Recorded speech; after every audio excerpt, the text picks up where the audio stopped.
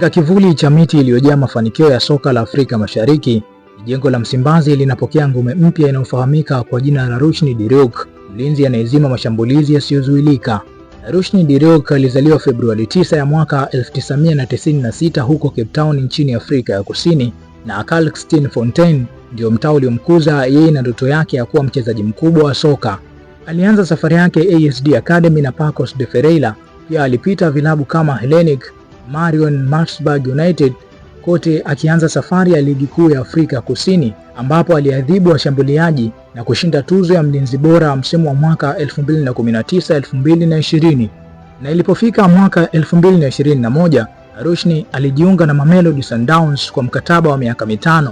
Akiwa na Mamelodi, aliaminika zaidi kama nguzo muhimu isiyotetereka kwenye safu ya nyuma na kufanya timu ishinde mataji mbalimbali ndani na nje ya Afrika ya Kusini, jambo ambalo linawapa furaha wana Simba na kuwafanya wataraji mambo makubwa kutokana na uwepo wake ndani ya kikosi.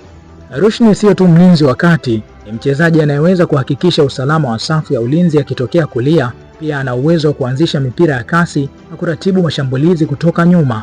Rushine ni aina ya mchezaji anayejua kuchanganyika kwa urahisi uwanjani, jambo linalomtofautisha na wachezaji wengine ambao mara zote hucheza nafasi fulani. Karibu sana Rushine De Reuck. Kwa hakika unasimama kama nguzo ya hekima na nguvu, ukichomoa pumzi ya ubora wako kwenye msimamo wa ulinzi wa Simba Sports Club. Imeandikwa na kusoma kwako na Bakari Chimpanga.